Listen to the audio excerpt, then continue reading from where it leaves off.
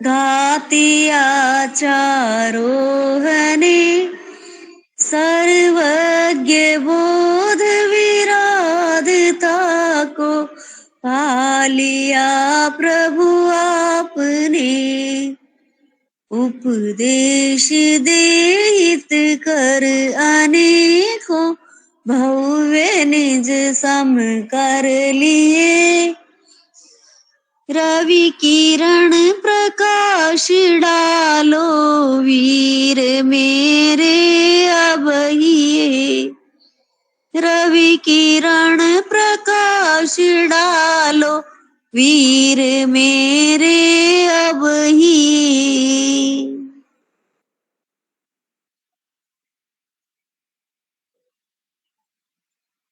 नमो लोये सव्व साहुणम।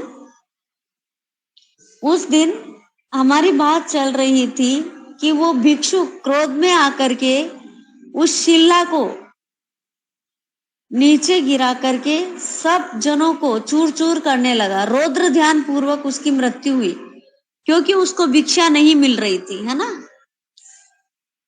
किसको? भिक्षुक। भिक्षुक का नाम क्या था? दुर्गति नाम का भिक्षुक, है ना।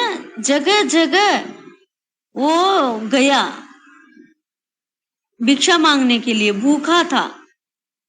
सब जने ठूस ठूस कर खा रहे थे लेकिन उसको कुछ भी नहीं दे रहे थे। उसको गुस्सा आया कि इस बड़ी शिला को डालकर इसको खत्म कर दो, इन सबको।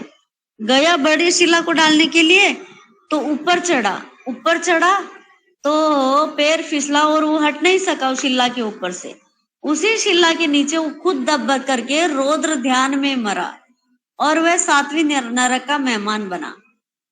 तो उसमें यह बताया है कि जो आर्त और रौद्र ध्यान हम कर रहे हैं उससे यदि किसी की मृत्यु हो तो गति कौन सी होगी? बोलो। नरक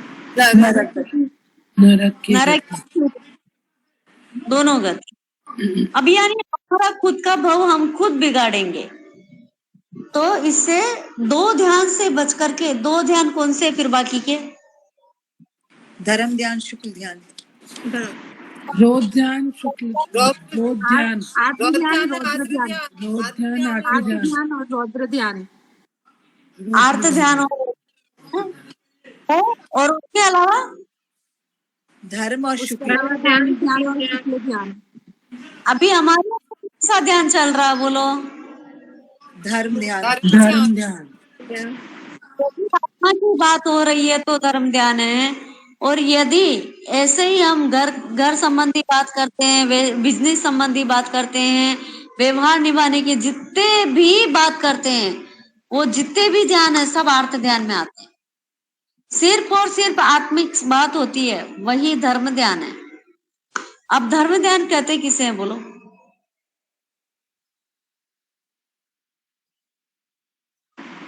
अपने स्वभाव में रहना। हाँ, एक हद तक ठीक है। और बोलो। अपनी आत्मिक गुणों का ही ध्यान करना।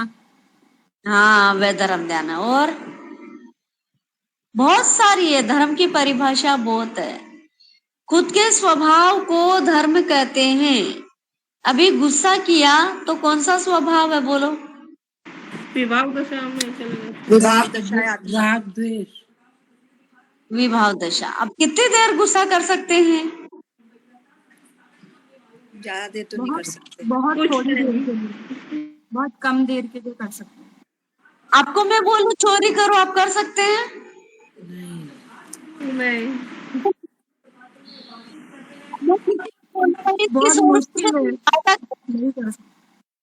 इसकी 100 रुपए से सहायता करो तो आप कर सकते हैं? कर सकते हैं। जान के साथ करते हैं, है ना।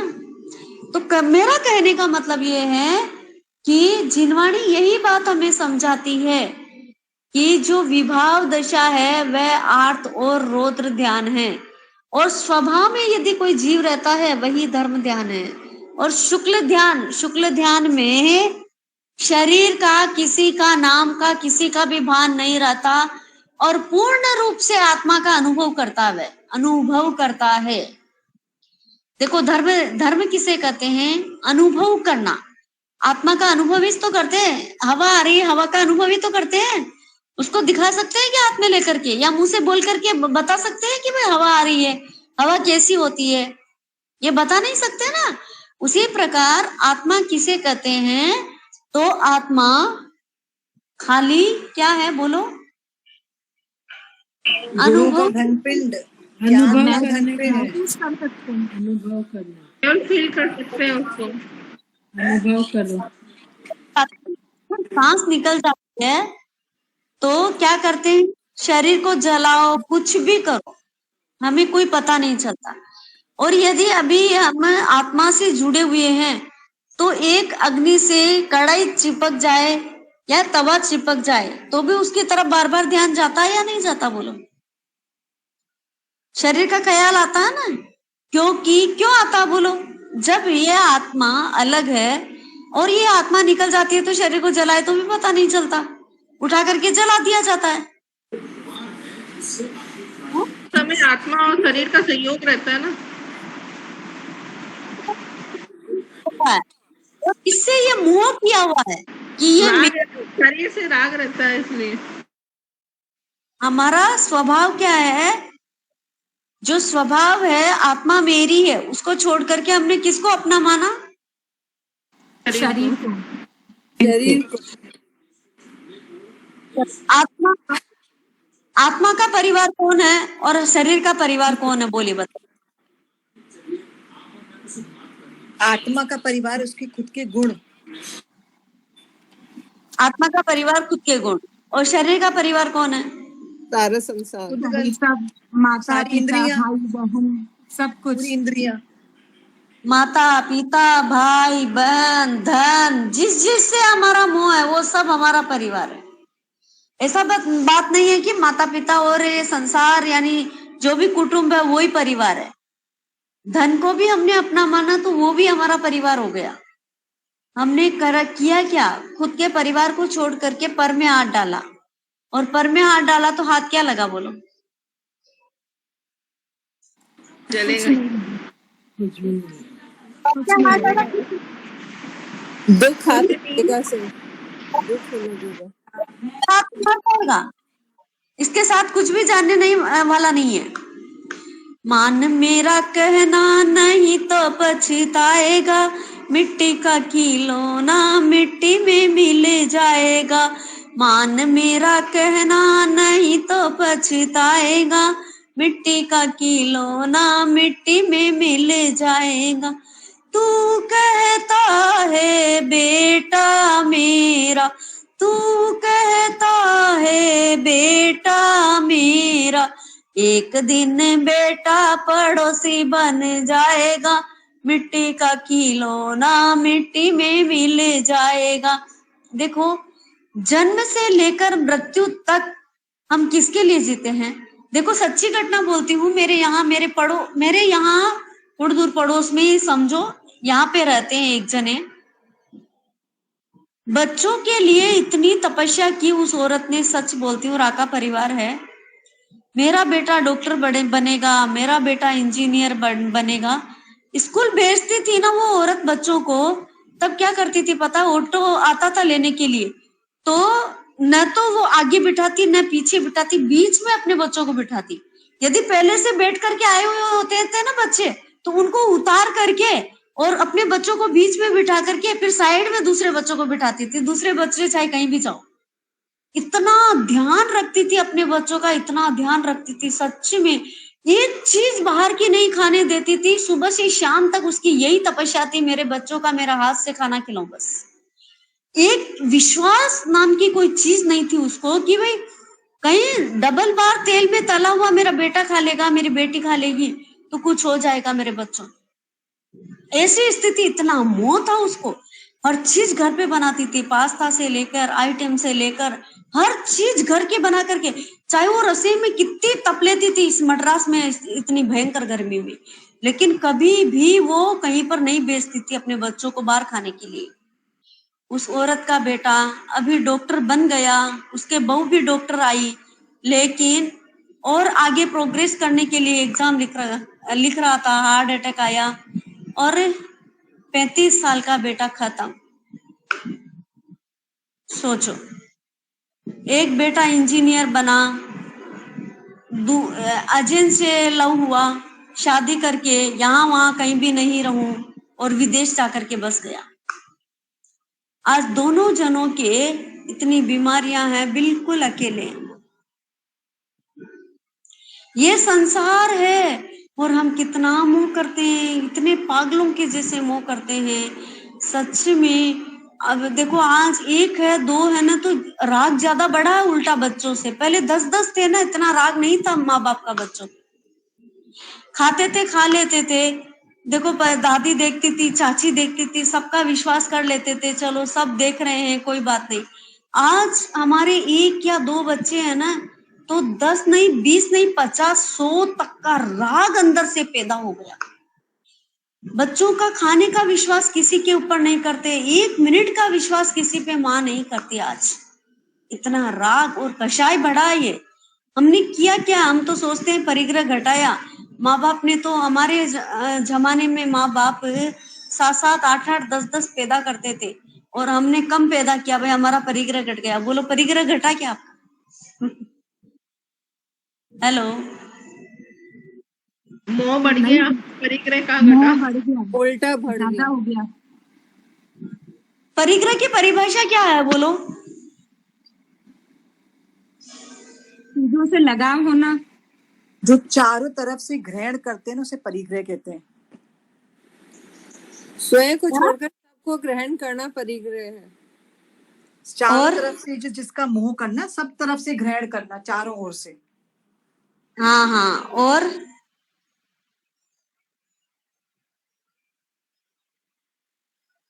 वही संग्रह करना। इन चीजों से आसक्त हो। सही जवाब आया। देखो, जितनी जितनी चीज के प्रति आसक्ति है उतना उतना परिग्रह है। बस बाहर से इकट्ठा करना परिग्रह नहीं है। आनंद श्रावक आदि जो 10 श्रावक थे ना, उसका उनका पूरा सूत्र बना। क्या नाम है? बोलो, श्रावकों के सूत्र का नाम क्या है? ज्ञाताधर्म कथन, उपासन दशा, उपासन दशा, उपासन दशा। सूत्र, उसके अंदर 10 श्रावकों का स्पेशल वर्णन किया भगवान ने। और उनके पास में कितने कितने गोकुल थे? बोलो। बहुत ज्यादा थे, वो तो हजारों में थे। मतलब किसी के पास 10,000 थे, किसी के पास 4,000 सोनैया थी। 10,000 गायें, 4-4 गोकुल, इतनी इतनी गायें थी उनके पास में। और इतनी गायों का कितना दूध आता है, इतने दूध का कितना घी निकलता है, इतने घी का कितना मतलब पैसा आता है। तो उसको परिग्रह नहीं कहा भगवान ने। भगवान ने कहा कि जो हमारी आसक्ति है वही परिग्रह है और वही परिग्रह डुबोने वाला है। और हम कर क्या रहे हैं? छोटी सी जिंदगी मिली है, जन्म से लेकर के मृत्यु तक हम करते क्या है? इससे आसक्त बने, उससे आसक्त बने, उससे आसक्त बने। इतनी आसक्ति, इच्छाओं का कोई पार ही नहीं है। इच्छा निरोध तप को इच्छा का निरोध बताया है। और हमारी तो इच्छाएं बढ़ती ही जा रही है, जिसका कोई लिमिट ही नहीं है। खाओ पियो ऐश करो बस, है ना। हमारे बच्चों को अच्छा खिलाए, अच्छा पिलाए, बहुत बड़ी बात है। देखो, बहुत बड़ी बात है। कुंती ने कभी भी अपने बच्चों की नहीं सुनी। कुंती ने अपने बच्चों की कभी भी नहीं सुनी। बच्चे उसकी मानते थे, लेकिन कुंती बच्चों की बात कभी भी नहीं सुनती थी। कांटों के ऊपर उनकी परवरिश हुई। बोलो, कितना कष्ट था उनका, है? कितना कष्ट था। देखो, वो अज्ञातवास, 1 साल का अज्ञातवास भी भुगता, जंगल भी गए, वो भी राम जी के जैसे वनवास में भी रहे, सब कुछ हुआ। लेकिन कुंती ने कभी भी आंसू नहीं बहाया अपने बच्चों के लिए। और इधर धृतराष्ट्र दुर्योधन को बिल्कुल भी कष्ट देना नहीं चाहता था। यहाँ तक कि भीष्म पितामह को, कृपाचार्य को, द्रोणाचार्य को, जितने भी बड़े बड़े लोग थे उनको भी उसके सामने झुकने के लिए विवश किया उन्होंने। और दुर्योधन की दुर्गति हुई या बोलो पांडवों की दुर्गति हुई? दुर्योधन की हुई। दुर्योधन। क्यों सोचते हैं कि हमारे बच्चों की सब इच्छाएं पूरी करें और बच्चे सुखी रहेंगे? नहीं, हम बच्चों की सब चीज के इच्छा पूरी करना चाहते हैं। ये भी खा ले भाई, ये भी, वो भी ले ले भाई, ये फोन 1000 का नहीं 15,000 का ले, 20,000 का, 50,000 का ले, 1,00,000 का फोन ले ले, तू गाड़ी इतनी महंगी ले ले, उसमें सुख है क्या? पे बताइए। और हम हमारी संतान को अपने आप से दूर कर रहे हैं या नहीं कर रहे हैं? खुद की आत्मा से दूर हो रहा हमारे बच्चे आज? नहीं हो रहे। बाहर के सुखों के अंदर लीन बन रहे हैं वो, और बाहर के सुखों में लीन बनेंगे तो क्या उनको सुख मिलने वाला है? जितना जितना बच्चा कांटों पे चलता है उतना उतना बच्चा क्या करता है पता है? उसकी सुख का रास्ता वो स्वयं खोदता है। सुख का रास्ता वो स्वयं खोदता है। इतने बेवकूफ है क्या लोग जो इतने करोड़ों की संपत्ति छोड़ छोड़ करके दीक्षा ले रहे हैं? तीर्थंकर के पास में क्या कमी थी बोलो? क्या कमी थी? एक दिन में वो कितना धन देते थे दान में? 1,08,00,000 स्वर्ण मुद्रा का दान। हाँ, 1,08,00,000 स्वर्ण मुद्रा। और उनके पास में कमी क्या थी? राजघराने में पैदा हुए थे। शांतिनाथ, कुंतुनाथ, अरनाथ जो कि चक्रवर्ती थे, 6 खंड के राजा थे, वो पूरी धरती के राजा थे। उनके पास में क्या कमी थी? उन्होंने भी उसको तुच्छ समझ करके छोड़ा और उन्होंने क्या किया? संयम को अंगीकार किया। नहीं किया? संयम को अंगीकार किया। फिर हम सोचते हैं कि बाहरी सुखों में हमारे बच्चे सुखी बन जाएंगे। सुखी बनेंगे?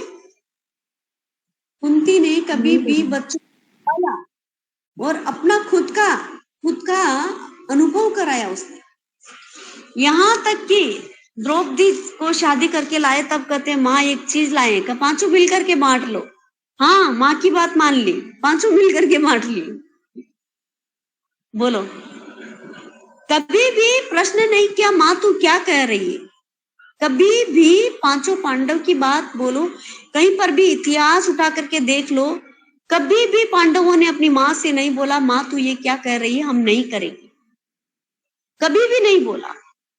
ना सुनने की आदत कुंती को नहीं थी, इसीलिए कुंती का नाम 16 सतियों में आता है, कुंती ने। और इधर कौशल्या ने भी।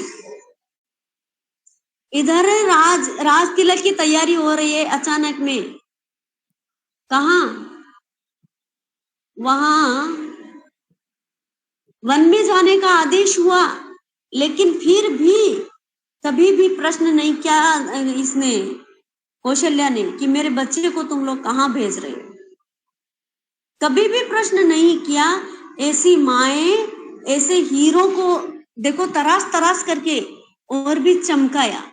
जितना सोना को तपाया जाता है ना उतना कुंदन बनता है, पता है? वैसे ही बच्चों को जितना कठिन हम चलाते हैं ना उतने वो निखर करके कुंदन जैसे हीरे निकलते हैं। बोलो, और आज हम सब सुख सुविधा हमारे बच्चों को देना चाहते हैं। धृतराष्ट्र है हम या कुंती हैं? बोलो, सोचो। हेलो। हाँ, धृतराष्ट्र है। गांधारी कहो कि धृतराष्ट्र कहो। अरे दुर्योधन है, गांधारी फिर भी इतना पक्ष नहीं लेती थी जितना धृतराष्ट्र लेता था। धृतराष्ट्र अंधभक्त था, पुत्र मोह में वो अंधा ही था। ऐसे भी अंधा था और पुत्र मोह में अंधा और ज्यादा था, ज्यादा अंधा था। इसके गांधारी देखो आंख बांध करके चल रही थी, इसलिए वो पति के मोह में वो मतलब परवश थी। लेकिन धृतराष्ट्र तो इतना बेटे के मोह में था कि वो अपने ही बच्चे को, अपने 100 बच्चों को अपने ही हाथों में अपने ही सामने बिखेर दिया, खत्म कर दिया, अपने कुल को, वंश को खत्म कर दिया। और कुंती जो थी वह देखो कितने सारे ताड़ना तर्जना सहन की उसकी, किसकी? कर्ण की। लेकिन फिर भी कर्ण के पास में वो कवच कुंडल मांगने के लिए गई और इसको ये जो था युद्ध युद्ध को रुकवाने के लिए उसको रिक्वेस्ट की, तू मत जा वहां, दुर्योधन का साथ मत दे। लेकिन देखो, उपकारी का उपकार चुकाने के लिए कर्ण बोलता मैं सब कुछ जानता हूं, लेकिन उस उपकारी का अपकार से बदला तो मैं चुका नहीं सकता, उसका उपकार मानना मेरा फर्ज है। ऐसे करके कर्ण देखो उसके साथ में जुड़ा, दुर्योधन के साथ में। लेकिन फिर भी वो कुंती कितना भी अपमान सहन कर ली, लेकिन अपने बच्चे को समझाने के लिए गई, तू मत जा, उसका साथ मत दे। हम क्या कर रहे हैं, बच्चे गलत है तो भी ये तो जमाना है, कोई बात नहीं। जो क्या कर रहे हैं बच्चे, कुछ भी हमें विवेक नहीं है और हम उनके मोह में हम उटपटांग जीवन जी रहे हैं। कहां से सुविधाएं जुटाते हैं और कहां से क्या करते हैं पता है, अपने बच्चों को सुविधाएं देते हैं, अपने बच्चों को सुविधाएं देते हैं। तो देखो आज हमारे बच्चे क्या बनेंगे, दुर्योधन बनेंगे, 5 पांडव बनेंगे, राम या भरत बनेंगे, क्या बनेंगे, हम खुद सोच ले। आज के बाद में जितना देखो, एक पौधा होता है ना, पौधा एक तो आंधी के अंदर, तूफान के अंदर, भयंकर इस तपती धूप के अंदर खड़ा होता है, तो वो कभी भी मजबूत होता है और फल देता है। एक पौधे जो कि घर के अंदर रखते हैं, छोटा सा हवा का झोंका आया, गिर जाता है और वो आंधी तूफान के थपेड़े सहन नहीं किया, वो पौधा कभी भी खत्म हो जाएगा, वो पौधा फलीभूत नहीं होगा। इसके लिए हमें क्या करना है, जैसे एक पेड़ को पेड़ बनने के लिए, फल देने के लिए सूर्य का प्रकाश, आंधी के थपेड़े, हवा के झोंके सब कुछ सहन करना पड़ता है, उसी प्रकार हमारे बच्चे को भी एक योग्य बेटा बनाने के लिए हमें कुंती बनना ही पड़ेगा, कौशल्या बनना ही पड़ेगा, तब जाकर के हमारे बच्चे ऐसे बनेंगे। तो देखिए यहाँ पर बात क्या चल रही थी, हमारी बात चल रही थी कि वो दुर्मति जो चोर था, आर्त और रौद्र ध्यान में मर करके वह 7वीं नरक में जाता है। और आर्त और रौद्र ध्यान जो ध्याता है वह करता क्या है पता है, तिर्यमच या नरक में जाता है, बाकी उसकी कोई गति नहीं है। धर्म ध्यान, शुक्ल ध्यान वही है, शुक्ल ध्यान अभी है ही नहीं। पूर्ण रूप से आत्मा का अनुभव करना, जैसे मंदिर में मूर्ति देखी है वैसी की वैसी अपने पूरे शरीर के अंदर आत्मा का आभास करना। अब आत्मा का आभास होगा तो बाहर का आभास रहेगा क्या, बोलो?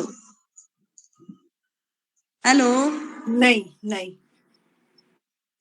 शरीर का आभास नहीं रहना, सिर्फ और सिर्फ आत्मा का आभास रहना, वो क्या है, धर्म ध्यान है, वो शुक्ल ध्यान है। धर्म ध्यान आत्मा की लाइट अनुभूति होना, आत्मा का आभास थोड़े थोड़े रूप में होना, और ज्यादातर हमें बाहर की बातें अच्छी नहीं लगना, आत्मा की बात ही अच्छी लगना, वह है धर्म ध्यान। जहां जहां पर भी आप आत्मा की बात सुनकर के खुश होते हैं, आत्मा की बात सुनकर के अच्छा लगता है, दूसरों को आत्मा की बातें बताते हैं, हम आत्मा का आभास करने के लिए बार बार प्रयास करते हैं, वह धर्म ध्यान है। बाकी जितना भी हम शरीर का काम करने के लिए परिवार चला रहे हैं, चाहे गृहस्थी चला रहे हैं, हम सोचते हैं हम मजबूर हैं। क्यों? तीर्थंकर मजबूर नहीं थे क्या? 1.5 करोड़ बेटे के बाप छोड़ करके दीक्षा ले ली, और तीर्थंकर जब दीक्षा लेते हैं ना, तब गुरु वार्निंग देता है कि सबका उत्तराधिकारी होता है, एक बाप का बेटा उत्तराधिकारी होता है, गुरु का शिष्य उत्तराधिकारी होता है, एक जो राजा होता है तो वापस उसका राजा का बेटा उसका उत्तराधिकारी बन जाता है राज तिलक करके, लेकिन चक्रवर्ती का कोई उत्तराधिकारी होता है? नहीं होता है। शांतिनाथ, कुंतुनाथ, अरनाथ के 1.5 करोड़ बेटे थे, क्या उनके उत्तराधिकारी बन पाए? वो नहीं बने। लेकिन फिर भी वो 6 खंड के राज्य को ठोकर मार करके, चाहे राज्य छिन्न भिन्न हो जाए, मुझे कोई मतलब नहीं ऐसे राज्य से, वो कहते हैं मुझे पता है 6 खंड का राज्य मेरे मरने के बाद में कोई भी नहीं संभालने वाला, चाहे छिन्न भिन्न हो जाए मेरा परिवार, चाहे छिन्न भिन्न हो जाए मेरा राज्य, लेकिन जब आत्मा की अनुभूति होती है तो इस संसार से घुटन होती है। हमें घुटन है या टेस्ट है इस संसार में, बोलो। हमको तो टेस्ट लग रहा है अभी तक तो। एक बार सब अभी वीडियो तक ऑन तो कर लीजिए ना। क्लास अच्छी चल रही है तो आप सब वीडियो ऑन कर लीजिए प्लीज। सबको तो देख वही करके टेस्ट मुझे लग रहा है। अच्छा लगेगा। सीमा दीदी वीडियो ऑन कर लीजिए, मीरा जी, सब जने वीडियो ऑन कर लीजिए एक बार। मधु सब भाभी, जने वीडियो, हाँ ये बोलिए। तीनों जो चक्रवर्ती तीर्थंकर भगवान है, उनके 1.5 करोड़ बेटे थे तीनों के। शांतिनाथ कुंतुनाथ के 1.5 करोड़ बेटे थे, अरनाथ भगवान के 1.25 करोड़ बेटे थे। ओहो, तो कितना बड़ा परिवार होगा। उनका इतने बड़े परिवार को छोड़ करके दीक्षा लेते हैं और हम कितनी मजबूरी बता देते हैं, बोलो। आसक्ति उनकी है या हमारी? परिग्रही वो है या हम है, बोलो। हम हैं परिग्रही, तो वो तो सब कुछ छोड़ के निकल गए 1 सेकंड में। लेकिन हम कितनी मजबूरियां बता देते हैं। 1 सेकंड में एक झटके के साथ छोड़ते हैं, पता है। बस आत्मा का आभास होना है मुझे बस ये संसार नहीं चाहिए। कांटे के जैसे चुभन होना हमारे दिल के अंदर, तब जाकर के सकाम मरण को हम प्राप्त होंगे। नहीं तो यदि अभी मौत का नाम ले लेना तो हमें कितने जने याद आ जाएंगे। अरे मैंने ये नहीं किया, अरे संसार में ये कितने सारे काम मेरे बिखरे पड़े हैं। अरे भगवान थोड़ी सी तो मुझे क्या है समय दे दे मुझे जीने के लिए, मैं मेरे काम खत्म कर लूं। काम खत्म होंगे? नहीं होंगे। पोती हो जाएंगे, चलते रहेंगे। चाहे कितना भी परिवार बढ़ जाएगा, बोलो होगा क्या? कुछ होने वाला है? नहीं होना। लेकिन इतना चारों तरफ से बटोरने का प्रयास करते हैं। ये काम खत्म कर लूं, ये काम खत्म कर लूं, ये करूं वो करूं, कुछ भी कर ना सका।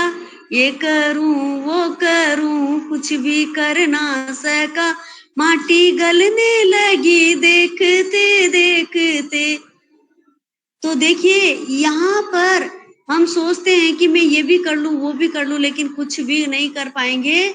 हमारा जीवन, एक बार इस जीवन की डोरी टूट जाएगी, सांसों का क्या ठिकाना, रुक जाए चलते चलते, रुक जाए चलते चलते। तो देखो इस सांस का कोई भरोसा नहीं है।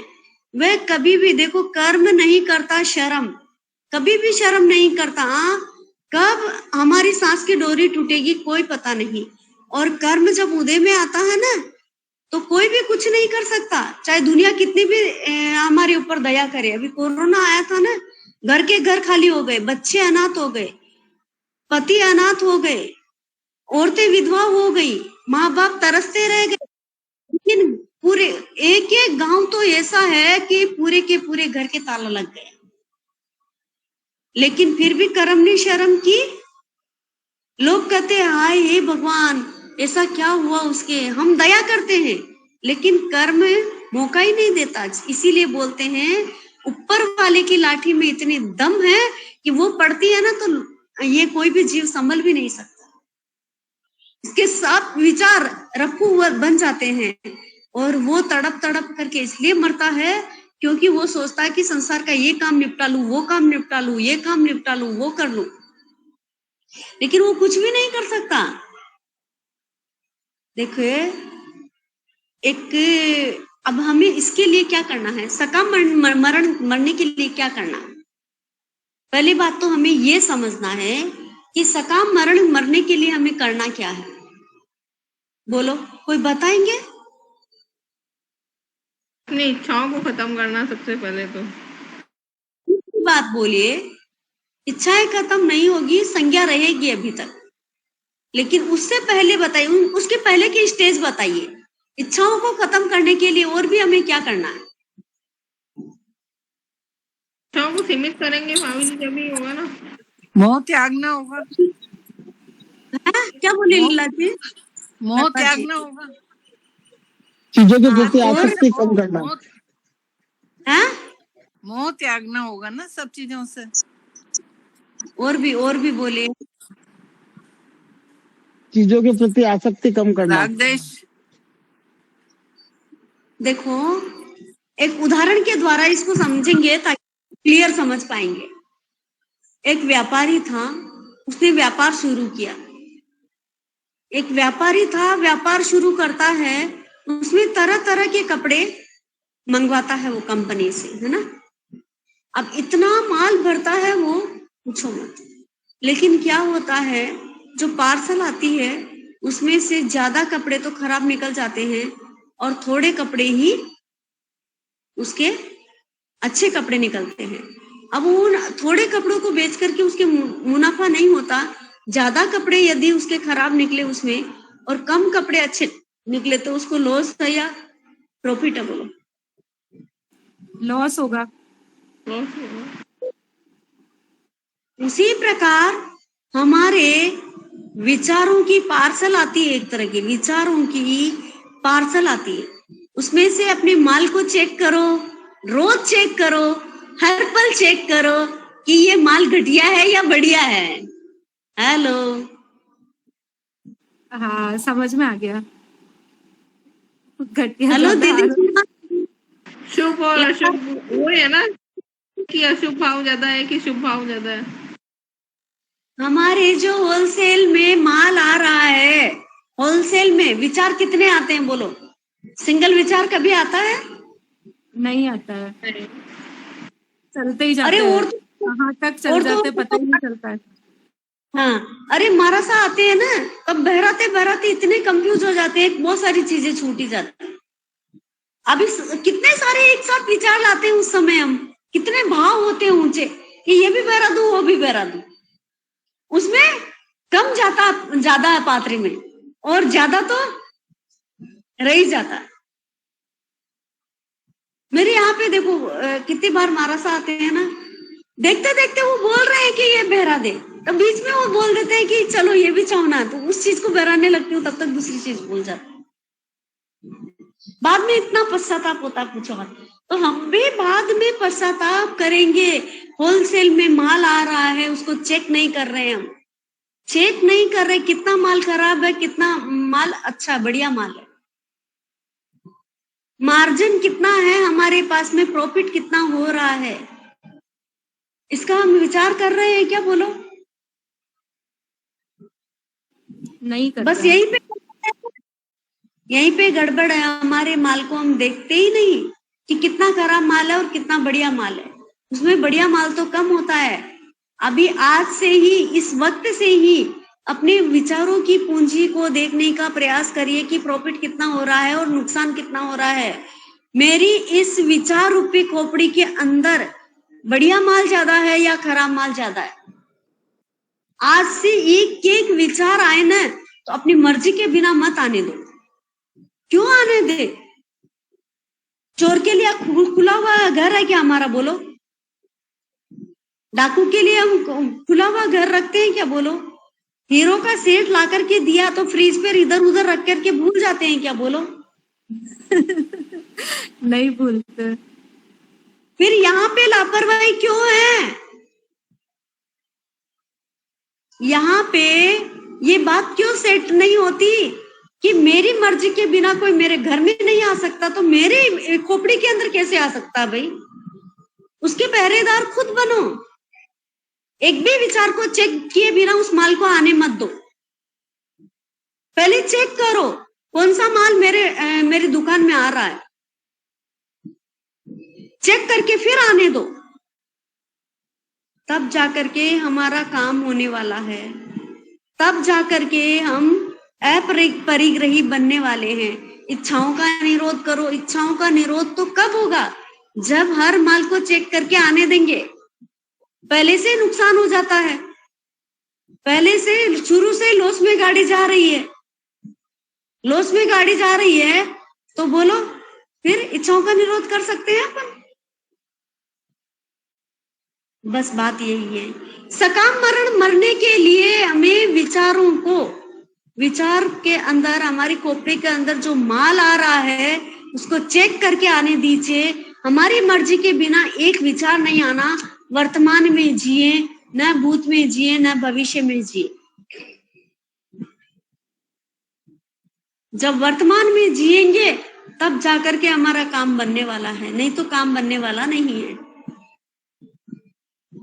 देखो, राजस्थान में कुएं के अंदर चरस आती है, एक तरफ से पानी भरती है, एक तरफ से पानी को छोड़ देती है ना। उसी प्रकार हमारे अंदर भी राग और द्वेष, ये दो विचार ज्यादातर आते जाते रहते हैं, घूमते रहते हैं, है ना। उन विचारों को हटा करके हम चेक करके आने दे, चेक करके जाने दे। और ज्यादातर देखो, हर जगह धर्म कर सकता है इंसान, आत्मा का आभास हर पल कर सकता है, सामयिक जरूरी नहीं है। बहुत जने कहते आज समय नहीं हुई, आज समय नहीं हुई। अरे अंतिम संयम में पे पड़े रहेंगे तब क्या समय करेंगे हम? सामयिक में धर्म है, जो सामयिक के बिना धर्म नहीं कर सकते। तीर्थंकर ने तो कभी सामयिक ही नहीं की। श्रावक के समय कभी तीर्थंकर करते हैं क्या? बोलो। हेलो, नहीं करते क्या? क्या बोला श्रावक भाभी जी आपने? श्रावक के सामयिक तीर्थंकर करते हैं क्या? आवाज कट रही है भाभी जी। हाँ, आवाज कट रही है मेरी? हाँ अभी हाँ। सुन रही हूँ। अच्छा, मैं बाहर जाती हूँ। तो मेरा प्रश्न ये है कि क्या श्रावक की सामयिक तीर्थंकर करते हैं? मतलब समझे नहीं, श्रावक की सामयिक वो तो आजीवन सामयिक नहीं है, वो तो 2 करण 3 योग की सामयिक श्रावक करता है, तो श्रावक की सामयिक कभी तीर्थंकर करते हैं क्या? मेरा प्रश्न ये है। नहीं करते हैं। हेलो,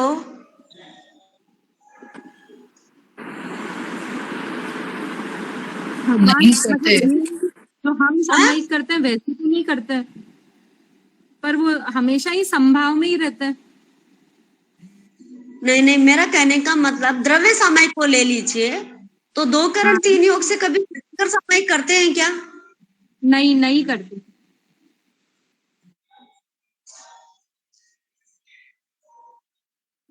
श्रावक के समय तीर्थंकर नहीं करते हैं। तीर्थंकर कौन सी सामयिक करते हैं? बोलो।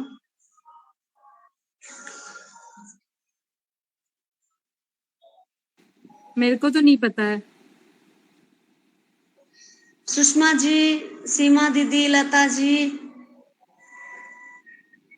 पुष्पा दीदी, किसी को भी पता है? आपको जिसको भी किसी को पता हो बोलिए। मैं तो क्वेश्चन ही नहीं समझी भाभी जी, इसका मतलब क्या होता है? देखो, सामयिक करते हैं ना, सामयिक करते हैं, हम सामयिक कर रहे हैं ना। हाँ, सामयिक करते हैं हम, तो हमारे जैसे सामयिक तीर्थंकर भी करते हैं क्या भविष्य में?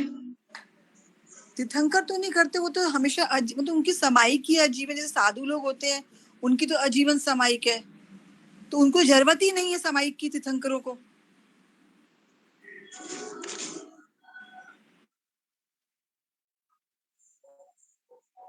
देखिए, अच्छा किसी को भी पता नहीं, मैं ही बोल देती हूँ। तीर्थंकर श्रावक की सामयिक नहीं करते, लेकिन साधु की सामयिक पक्का करते हैं तीर्थंकर। सब तीर्थंकरों ने दीक्षा ली ना। भगवान महावीर अकेले दीक्षा ली, 4000 पुरुषों के साथ में आदिनाथ भगवान ने दीक्षा ली। संयम लिया तो उन्होंने 3 करण 3 योग से डायरेक्ट लिया, लेकिन 2 करण 3 योग से, 1 करण 1 योग से कभी भी तीर्थंकर सामयिक नहीं करते, क्योंकि उनके तीर्थ की स्थापना ही नहीं हुई। तो श्रावक ही नहीं है, तो वो कैसे श्रावक की सामयिक करेंगे? सीधा सा प्रश्न का उत्तर है। समझ में आया ना अभी? तीर्थंकर की तीर्थ की स्थापना कौन करता है? तीर्थंकर परमात्मा करते हैं। तो उसमें कितने तीर्थ की स्थापना करते हैं? 4। कौन कौन से? साधु साध्वी, श्रावक श्राविका। हाँ, तो अभी श्रावक श्राविका तो तीर्थ स्थापना करेंगे तब होगा ना श्रावक और श्राविका। तो तीर्थंकर खुद तीर्थ की स्थापना नहीं की, उससे पहले कोई श्रावक श्राविका हो ही नहीं सकता। तो वो खुद श्रावक है ही नहीं, श्रावक का गुणस्थान ही नहीं आता उनके जीवन में। तो मतलब जो तीर्थंकर परमात्मा की सामायिक होती है वो 3 करण 3 योग से होती है, डायरेक्ट 3 करण 3 योग से पक्का लेते हैं, बिना सामायिक। हाँ, और जो श्रावक श्राविकाओं की होती है वो 2 करण 3 योग से या 1 करण 3 योग से। 2 करण 3 योग से सामायिक होती है। संवर होता है 1 करण 1 योग से, 1 करण 3 योग से, 1 करण 2 योग से, ये सब संवर हो सकता है। लेकिन सामायिक डायरेक्ट 3 करण 3 योग से लेनी ही पड़ती है। द्रव्य सामायिक के बिना भाव तक पहुंच नहीं सकते। बिना द्रव्य के भाव तक कैसे पहुंचेंगे बोलो? इसके लिए द्रव्य लिंग तो उन्होंने धारण कर किया ही सही, हर तीर्थंकरों ने द्रव्य लिंग धारण करके संयम लेकर के, और फिर उन्होंने तपस्या वगैरह वगैरह सब स्टार्ट किया। ग्रस्त अवस्था में सिर्फ उन्होंने ग्रस्त धर्म का पालन किया। जो भी कर्म जिस जीव के साथ जुड़ान था उनको चुका करके 1 साल का वर्षिदान दे करके, और फिर बाद में वो इस संयम के पथ को अपनाया। बाद में मुक्ति के मार्ग पर वो चल पड़े। बाद में जब वो मुक्ति के मार्ग पर चलते हैं, संयम को अंगीकार करते हैं, तब 1% भी पीछे आंख उठा करके तीर्थंकर नहीं देखते। फिर बाद में वो चल देते हैं, फिर पीछे कुछ भी हो उनको कोई मतलब नहीं है। इतने दृढ़ता के साथ में निकलते हैं, और सबका सूक्ष्म अलग अलग है। देखो, कर्म नहीं करता शर्म। आदिनाथ भगवान को कितने साल के बाद में केवल ज्ञान हुआ?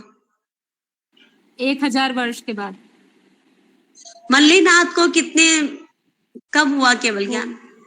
वो उसी दिन, जिस दिन तीर्थंकर स्त्री तीर्थंकर दीक्षा लेते हैं, उसी दिन उनको केवल ज्ञान हो जाता है।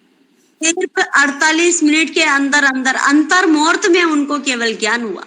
सबका पुरुषार्थ अलग अलग है, सबके कर्म अलग अलग है, और कर्म नहीं करता शर्म किसी की भी, जैसा है। और सच पूछो ना तो अपने सब पूरी दुनिया में सच्चो है ना, वो कर्म ही सत्य यदि है तो वो सच है कर्म। चाहे कितना भी लोग दुनिया बुरा बोले, लेकिन वो जैसा है वैसा का वैसे उदय में आता है। जैसा किया वैसा का वैसा उदय में आता है। गजसुकुमाल ने पूर्व भाव में सोतन के मतलब देवरानी के बच्चे के सिर के ऊपर बाटिया बांधा गरम गरम, और उससे तड़प करके वह बच्चा मरा। और इस भाव में पांव सर के ऊपर वो इसकी मट्टी के पाल बांध करके खीरे रखे गए, उससे रुधिर सिंजा। ठीक है, वो आत्मा का आभास हो गया उनको, गजसुकुमाल जी को, तो शरीर सिंज रहा वो भी उनको पता नहीं चला। मतलब यदि सम्यक दर्शन किसे कहते हैं? आत्मा का पूर्ण रूप से आभास हो, बाहर से कुछ भी हो रहा उसकी खबर भी नहीं पड़े, उसे सम्यक दर्शन कहते हैं। अभी हमें पुरुषार्थ तो हमें तरह तरह से हम सुन रहे हैं, सब कुछ कर रहे हैं, लेकिन पुरुषार्थ में कमी भी नहीं रखना। हर पल 1-1 घंटे में चेक करे कि मैं मेरी आत्मा के अनुसार कितनी चली और बाहर लोगों के साथ में कितनी चली। शरीर भी मेरा परिवार नहीं, ये भी पड़ोसी है। शरीर भी पड़ोसी है, जो जन आए वो सब पड़ोसी है। सिर्फ मेरी आत्मा ही मैं हूं, और मेरे लिए मैं कितनी जी और लोगों के लिए मैं कितनी जी। हर पल, हर आधे घंटे में, 1 घंटे में ध्यान करेंगे ना, वही धर्म ध्यान है। जरूरी नहीं आप मुंह बांध करके बैठे 48 मिनट तक, वो धर्म ध्यान, उसमें ही खाली धर्म कर सकते हैं। बहुत जनों की पागल सोच है, आज तो समय नहीं हुई, आज तो धर्म कहीं भी नहीं हुई, आज तो अंतराय लग गई। अरे क्या अंतराय लग गई यार? बहुत जने थोड़ा काम आ जाता है विचलित हो जाते हैं, आज समय नहीं हुई, आज ओ इतने विचलित, जबकि धर्म ध्यान तो ये कहता है कि उदय में आए उसको संभाव से चुका दो, और उसको चुकाए बिना कभी भी अपनी आत्मा तक आप नहीं पहुंच पाओगे। देखो राम ने कितनी अच्छी तरह से चुकाया। राम ने नहीं चुकाया, वनवास के लिए बोला, चले गए, आराम से वापस केके को ढूंढ रहे हैं हर महल में, और उससे मिलकर के बोलते माँ तेरा तो उपकार है, तो क्यों दुखी होती है मेरे को बेच करके। सीता को वापस पूछना पड़ा, बेच दी।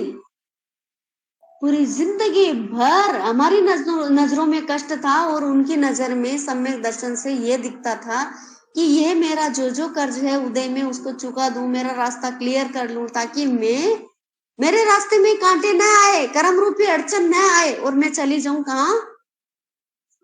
मोक्ष में, सिद्धालय में, ज्योत में ज्योत, उन सिद्धों की ज्योत में मेरी ज्योत भी चली जाए। आत्मा तो हमने नाम रखा है, ये खाली अनुभव की चीज है आत्मा। तो देखिए सकाम मरण मरने के लिए जो भी अड़चने आ रही है उन अड़चनों को संभाव से चुका दे। जो उदय में आया वो होकर के रहेगा, और उसको चुकाए बिना हमारी आगे कोई रास्ता नहीं। इसके लिए हमें हर पल तैयार रहना पड़ेगा, हर पल सजग रहना पड़ेगा। हर पल विचार कैसे आ रहे हैं उसके लिए देखो, नल राजा देखो, दमयंती रानी देखो, सुभद्रा को देखो, मतलब जैसे कर्म थे वैसे उदय में आकर ही रहेंगे।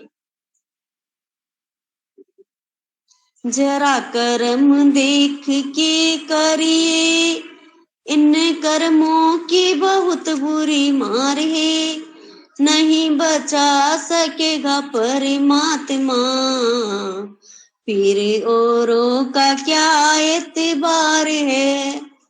तो देखिए जो भी उदय में आ रहा है उसको संभाव से चुकाते चलो, चुकाते चलो, चुकाते चलो। अभी देखिए एक बात, बहुत बढ़िया बात है कि हमें शुभ करना चाहिए ज्यादा या अशुभ करना चाहिए? शुभ करना चाहिए, करना तो शुभ ही चाहिए। हमारी आत्मा के अनुकूल हम कार्य करते गए, शुभ करते रहे तो अशुभ अपने आप ही छूट जाएगा ना। घर में बढ़िया रसोई बनाई, सीरा स्वादिष्ट बनाया, सबको भाई जैसा बनाया, तो खराब सीरा यहाँ हमारे घर में क्या करेगा बोलो? हमने कचरे को बुहार करके बाहर फेंक दिया तो घर तो वैसे ही चमक गया। कहने का तात्पर्य हम अशुभ विचारों को हटाते जाएं, उसको हमारी मर्जी के बिना प्रवेश न होने दे, तो शुभ विचार तो अपने आप ही आएंगे या नहीं आएंगे बोलो? अशुभ का निवारण करना ही शुभ को चुनौती देना है, अशुभ का निवारण करना शुभ को चुनौती देना। अब करना क्या है? हमें अशुभ विचार से हट करके शुभ विचार में आना है। पार्श्वनाथ भगवान ने उन नाग नागिन के जोड़े को क्या किया था? उनका अपध्यान था, रौद्र ध्यान था। यदि कोई भी किसी जीव को जलाएगा तो रौद्र ध्यान आएगा या नहीं आएगा? आएगा। नाग नागिन जोड़े में अशुभ रौद्र ध्यान था फुल। उस अपध्यान को हटा करके शुभ ध्यान भरने वाले कौन थे बोलो? पार्श्वनाथ भगवान। समय दीक्षा, उस समय दीक्षा भी नहीं ली, उसके बावजूद भी नाग नागिन के जोड़े का अपध्यान हर करके और शुभ ध्यान उन्होंने भर दी, नवकार मंत्र सुनाकर। नहीं तो वो रौद्र ध्यान से मरते तो उनकी दुर्गति होती या नहीं होती? हम भी आसपास के लोगों को किसी को डूबते हुए देखे, किसी को किसी भी चीज से देखे तो उनका पहला अपध्यान हटाना है, बाद में शुभ ध्यान भरना है। पहले गंदे विचारों को हटाएंगे तब जाकर के उनका घर क्लियर होगा, ये खोपड़ी का घर क्लियर होगा। घर क्लियर होगा तब जाकर के ताजा माल भर सकेंगे। हेलो, हाँ, उसको खाली हुए बिना कभी भी ताजा माल हम नहीं भर सकेंगे। इसके लिए देखिए एक उदाहरण आता है इसमें, उत्तराध्ययन सूत्र के 5वें अध्ययन में एक और उदाहरण। सुगुप्ताचार्य का उग्र बुद्धि नामक शिष्य यथा नाम तथा गुण की कहावत को चरितार्थ करता था। उसकी इच्छा हुई कि मैं तपस्वी तो हूं ही, अतः अंतिम आराधना के रूप में मैं 12 वर्ष तक संलेखना साधना अंगीकार करके क्यों नहीं नाम कमा लो। अब देखो, तपस्या करते तो क्या नाम कमाने के लिए करते हैं? नहीं करते। इसी प्रकार परिवार में अच्छा काम किया और कभी अपयश मिला तो ये काम सोचिए कि मैंने मेरे लिए अच्छा काम किया है, मैंने इन लोगों के लिए किया ही नहीं। क्योंकि जब अच्छा काम कर रही हूं, उन शुभ विचारों को वो नहीं भर सकते, फिर भी वो गंदगी भर रहे हैं, तो उनकी वो जाने। यदि शुभ विचार शुभ काम करके मैंने इस घर की इज्जत रखी या सब कुछ मैं अच्छे से अच्छा करना चाहती हूँ, और उसके बाद में भी यदि वो मुझे अपयश देते हैं, ताने मारते हैं, गंदा बोलते हैं, कुछ भी करते हैं, उस समय कभी भी पश्चाताप मत करो कि मैंने कुछ उनके लिए किया और मुझे गलत क्या है उपहार मिला। ऐसा सोचिए, मैंने मेरे लिए काम किया, दूसरों के लिए किसी के भी लिए नहीं किया। कम से कम मैंने अच्छा काम किया, तब मेरा अपध्यान तो हट गया। पता नहीं मेरे को नरक निगोद में ले जाने वाले भाव आते तो मैं क्या करती। इसीलिए अनंत दुख से हटी तो मैं मेरे लिए किया, जो कुछ भी किया मेरे लिए किया। तो वह शिष्य बोलता है कि मैं अच्छा काम करके और मैं नाम कमा लूं, यानी संथारा संलेखना लेकर के मैं नाम कमा लूं। अब आचार्य श्री की आज्ञा प्राप्त किए बिना ही 12 वर्ष की संलेखना साधना स्वीकार कर ली उसने। जब 1 वर्ष पूर्ण हुआ तो वह आचार्य श्री के पास आकर कहने लगा, भगवान अब आप मुझे यावज्जीवन अनशन के लिए आज्ञा प्रदान कीजिए। उसकी बात सुनकर के आचार्य ने कहा, वत्स अभी समय नहीं आया। आचार्य श्री की बात सुनकर के शिष्य चुप हो गया। उसके तत्पश्चात वह दूसरा वर्ष पूर्ण हो गया। उसके आचार्य श्री ने यावज्जीव अनशन की आज्ञा के लिए पुनः निवेदन किया। आचार्य श्री का भी वही उत्तर था कि अभी अवसर नहीं आया। आचार्य श्री की बात पर शिष्य फिर शांत हुआ। अब तृतीय वर्ष की संलेखना में 6 मास शेष रहे तो उसने पुनः आचार्य श्री की प्रार्थना की, भगवान अब तो मुझे यावज्जीवन अनशन ग्रहण करने की आज्ञा दीजिए। इस पर आचार्य श्री ने अपनी अनुमति एवं स्वीकृति न दी। इस प्रकार उग्र बुद्धि शिष्य को 12 वर्ष संलेखना के व्यतीत होने आए, फिर भी आचार्य ने उसे अनशन ग्रहण करने की आज्ञा नहीं दी। अतः में जब उग्र संलेखना एवं तपस्या से उसका शरीर क्रश हो गया और वह मांस चर्बी रहित केवल अस्थि पंजर मात्र रह गया, तब 12वें वर्ष के अंतिम दिन वह पुनः आचार्य महाराज के पास पहुंचा और कहने लगा, बनते संलेखना करते करते मुझे 12 वर्ष हो चुके हैं। देखिए इस समय मेरे शरीर की कैसी दशा हो गई। इसमें अब नाम मात्र के भी रक्त मांस आदि नहीं रहे। मेरा शरीर बिल्कुल सूख कर कांटा रह चुका है। अभी अंगोपांग शिथिल निर्बल और रुक्ष हो गए हैं। अतः अब आप कृपा करके मुझे अनशन करने की आज्ञा प्रदान कर दीजिए। आचार्य ने उसकी मन स्थिति देखकर कहा, वत्स अभी भी तुम्हारे लिए यावज्जीवन अवसर का अनशन का अवसर नहीं आया। आचार्य श्री की बात सुनकर के उग्र बुद्धि शिष्य को गुस्सा आ गया। उसने खींचकर क्षोभवत आचार्य श्री के देखते ही देखते अपने हाथ की कनिष्ठिका सबसे छोटी अंगुली को तोड़कर कहा, क्या अब भी आप मुझे अनशन के लिए अयोग्य समझते हैं? आज्ञा है, आशा है कि अब आप मुझे अनशन के लिए आज्ञा प्रदान कर देंगे। इस पर आचार्य श्री ने कहा, वत्स मैं देख रहा हूं अभी तक केवल तुम्हारा शरीर क्रश हुआ है और इसके सिर्फ रक्त मांस ही सूखे हैं। तुम्हारे कषाय न तो क्रश हुए हैं और न ही उनकी परिणति सुखी है, वह तो पूर्ववत बनी हुई है। यदि उग्र तपस्वी का क्रोध भी उग्र होता जाता है, वह उपशांत नहीं होता, तो उस लंबी तपस्या से क्या लाभ। इसीलिए तो मैंने तुमसे कहा कि तुम्हारे लिए अभी अनशन का उपयुक्त अवसर नहीं आया। अगर मैं तुम्हारी मन स्थिति को पहले ही जान गया होता तो बात इतनी आगे बढ़ाने की जरूरत न होती। इस प्रकार घोर तपस्वी उग्र बुद्धि शिष्य का मरण कषाय से सद्भाव में सकाम मरण न होकर के अकाम मरण ही हुआ। अतः मुमुक्षु साधक मृत्यु की घड़ी आने से पूर्व शरीर सलेखना के साथ कषाय की सलेखना अवश्य करे, अन्यथा सुखद सुप्रसन्न एवं कषाय रहित पवित्र अंतःकरण युक्त समाधि पूर्वक सकाम मरण होना कठिन है। समाधि पूर्वक मरण ही तप्त तप था।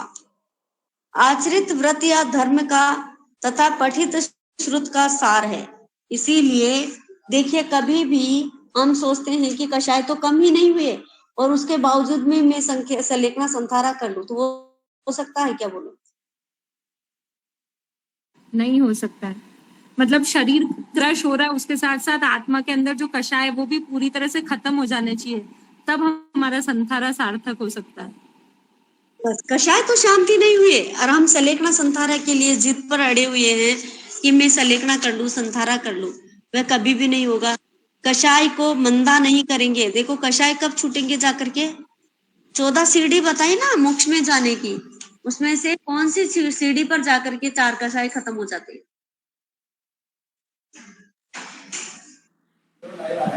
8वीं 11वां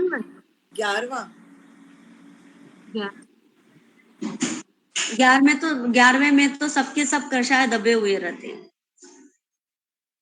तो फिर सहयोगी के तो सहयोगी के भी 12वां हो गया, फिर तो 12वां हो गया। वो तो 13वां हुआ, सहयोगी केवली और अयोगी केवली। सहयोगी केवली अयोगी केवली तो 14वां हुआ ना, 14वां हुआ।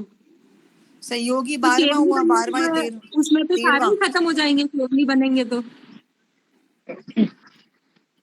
देखिए कषाय 10वें गुण स्थान पे खत्म हो जाते हैं।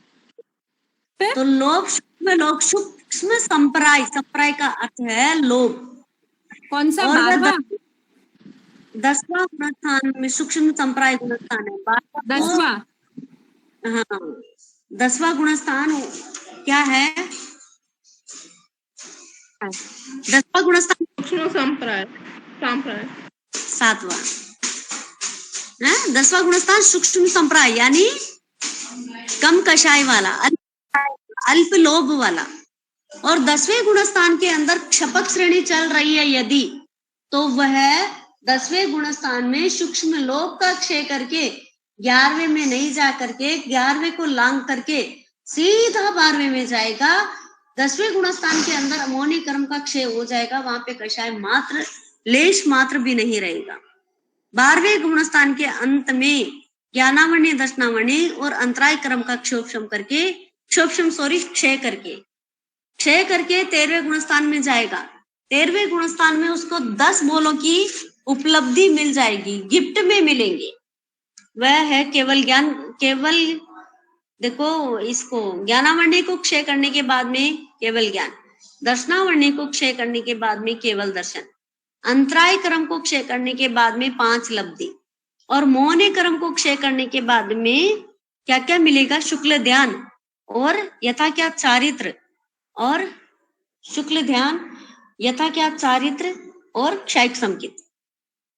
ये 10 बोल उनको गिफ्ट में मिलेंगे। तब जाकर के वो लांग करके सीधा 12वें गुणस्थान में आएगा। 12वें के अंत में ज्ञानावण्य, दर्शनावण्य और अंतराय इन कर्मों का क्षय करके 13वें गुणस्थान में आएगा। 13वें गुणस्थान में 10 बोलों की प्राप्ति होगी। 13वें के अंत में मन वचन काया के योगों का निरोध करेगा। तब जाकर के वो 14वें गुणस्थान में, तो 14वीं सीढ़ी आएगी मोक्ष में जाने की, वहां पर आएगा। मोक्ष में जाने की 14वीं सीढ़ी आएगी, वहां पर खाली ए ई उ री री, मध्यम रीति से इन 5 अक्षरों का उच्चारण करे, इतनी सी देर भी 14वीं सीढ़ी के अंदर 14वें गुण स्थान में रहेगा और अस्फुरण गति के साथ में वह मोक्ष को प्राप्त कर लेगा, सिद्ध बुद्ध और मुक्त बन जाएगा। इस प्रकार ये हमारी 14 सीढ़ियां पार करने के बाद में हमें मोक्ष मिलेगा। तो सकाम मरने के लिए हमें पहले कषायों को छोड़ना है। पहली बात तो कौन सी बताई, बोलो? मतलब कौन सी पहली बात? मतलब सकाम मरण करने के लिए? हाँ, सकाम मरण करने के लिए अब बस कषायों को छोड़ना पड़ेगा, अशुभ कर्मों को हटाना पड़ेगा। और सब भूल गए, सब भूल गए। इधर से सुना, इधर से निकाल दिया। चल मेरे भाई, विचारों को अपनी मर्जी के बिना न आने देना। दिमाग में, हाँ हाँ। गड़बड़ कहाँ हो रही है, बोलो? गड़बड़ तो देखो। जब गड़बड़ी समझ में नहीं, देखो एक राजा का मंत्री मर चुका था और मंत्री पद पे बिठाने के लिए उन्होंने कई लोगों को बुलाया। परीक्षा में क्या किया पता है? एक दरवाजे का ताला खोलने के लिए बोला कि जो इस दरवाजे का ताला खोल देगा उसको मैं क्या करूंगा, मंत्री पद पे आसीन कर दूंगा। 3 पंडितों को बुलाया कि भाई मंत्री पद पर आने के लिए कोई न कोई चाहिए, तो विद्वान पंडित होंगे तो ही बैठ सकेंगे, बाकी साधारण व्यक्ति कौन बैठ सकता है। एक एक को उन्होंने अवसर दिया कि इस ताले को खोलो, बिना चाबी लगाए इस ताले को खोलो। अब तो कोई तो किताब, बड़ी बड़े किताब में लेके आए कि भाई बिना चाबी के ताला खोलने की विधि कहीं ना कहीं तो लिखी हुई होगी। सब देखते रहे, देखते रहे, देखते रहे, देखते रहे। सब बड़ी बड़ी किताबें पढ़ने लगे और पढ़ते पढ़ते पढ़ते पढ़ते 3 दिन का अवसर उनको मिला। एक व्यक्ति आया, ताला खोल दिया। 3 पंडित आए, 3 पंडित तरह तरह की किताबें लाए, पढ़ते रह गए। और एक पंडित आया दूसरा, जो कि किताब में हाथ में चौपनियां नहीं, कोई किताब नहीं, कोई पंचांग नहीं, कुछ भी नहीं। उसने ताला खोल दिया, उसकी जय जयकार होने लगी, मंत्री पद के ऊपर बिठा दिया। अब उसने कैसे ताला खोला, बोलो? समझ रहे हैं मेरी बात? उसने ताले को कैसे खोला?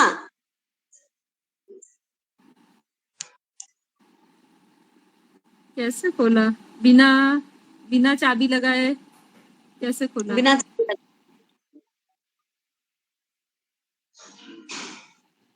कैसे खोला होगा?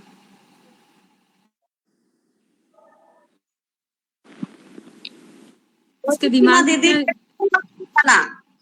शुभ विचारों को, मतलब जो अच्छे विचारों पर, वो ताला कैसे खुलेगा उनसे?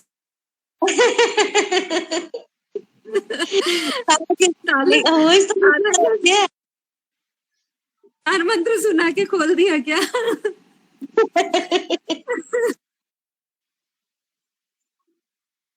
बोले ना, किसी को भी स्टोरी समझ में नहीं आई, किसी को भी उदाहरण समझ में नहीं आया कि बिना उसके ताला कैसे खुला। ये है ना, इस प्रश्न का आंसर कल तक छोड़ते हैं। अरे पर बिल्कुल ही समझ में नहीं आ रहा, थोड़ा सा या तो क्लू दो, कुछ दो। बिना उसके ताला कैसे खुलेगा? पूरा प्रवचन इसी पे चला।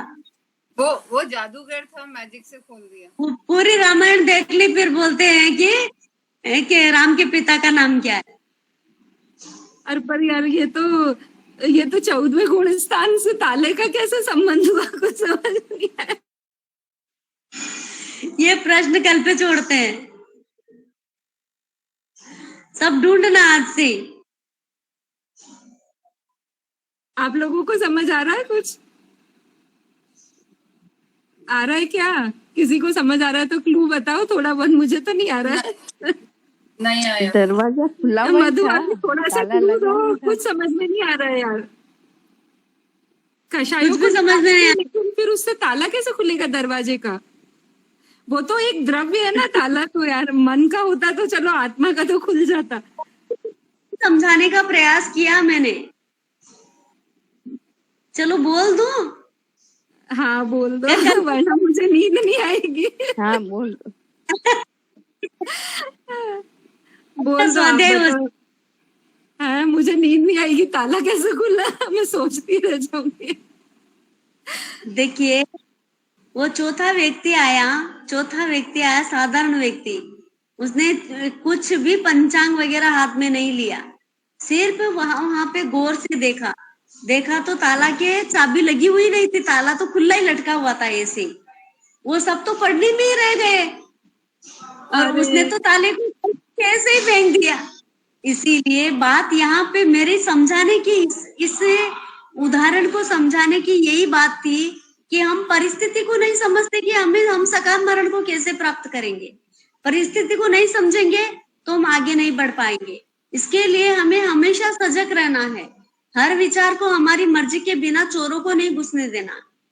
चोर विचार कितने आते हैं, आत्मा को लूटने वाले लुटेरे कितने आते हैं, वो सोचो। हेलो, समझ में आया? हाँ कितना इजी है। मतलब उसमें चाबी लगी हुई है, वैसे ही चाबी हमारे पास ही है उसकी, पर हम तो भी खोल नहीं पा रहे हैं। ताला तो खुला हुआ ही है ना, मोक्ष का ताला ताला खुला। मोक्ष का लोग ताला बोलते खुला हुआ है। लाग्यो जम्बू स्वामी तालो दे गया और कई करया मोरा देवी तालो खोल गया, है ना? हाँ ये तो बोलते हैं ना। हाँ, जबकि यही मोक्ष बोलते है हैं। तो ताला खुला हुआ ही है। महाविद्य क्षेत्र से तो हमेशा मोक्ष में जा रहे हैं, जब ताला है तो फिर कैसे जाएंगे? पर अब यहाँ से महाविद्य का रास्ता ही तो नहीं मिल रहा है, वही तो मुश्किल हो रहा है। अरे महाविद्य क्षेत्र में जाने की जरूरत ही नहीं है, क्योंकि जितने भी आदिनाथ तीर्थंकर जितने भी सिद्ध हुए हैं, भव की साधना काम आई है। अपने आप को ढूंढो, अपने आप को प्रयास करो कि गड़बड़ मेरे से कहाँ हो रही है। तो एक विचार को भी हमारे मर्जी के बिना मत आने दो।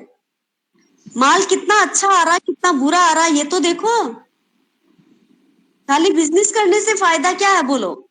आत्मा का बिजनेस करने के लिए तो, लेकिन खराब माल कितना आ रहा है और अच्छा माल कितना आ रहा है, प्रॉफिट वाला माल कितना आ रहा है।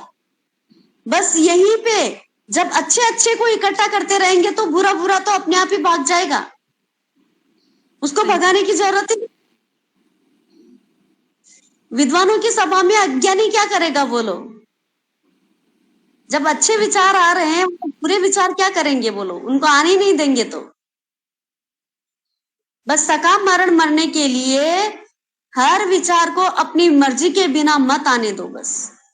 हेलो, सबको क्लास समझ में आई? आज सब जने मौन है, मेरे को लग रहा है बहुत ज्यादा हेवी है। समझ में आ रही है, समझ में आ गई है भाई। ये कल दोबारा समझाना पड़ेगा।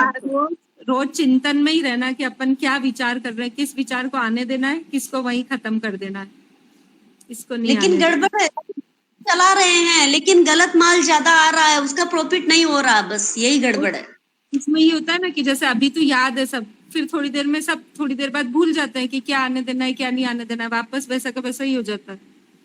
उसके लिए कंटिन्यू चिंतन चलाना पड़ेगा ना, तब आएगा। तभी जाकर पहुंच पाएंगे, नहीं तो नहीं पहुंच पाएंगे। कितने ही सुनते रहो और कितने कुछ भी करते रहो, पुरुषार्थ ही आगे नहीं बढ़ा रहे हम।